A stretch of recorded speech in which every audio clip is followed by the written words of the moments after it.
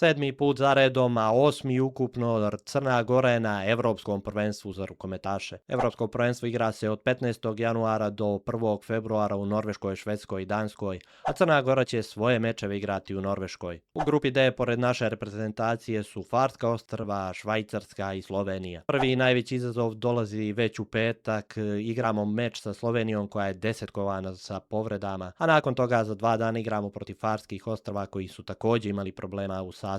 Preliminarnu fazu završavamo mečom protiv Švajcarske koji bi vjerovatno odlučivao putniku u drugu glavnu fazu. Ni naša selekcija nije kompletna, pa tako nema prvog golmanskog para Simić-Matović.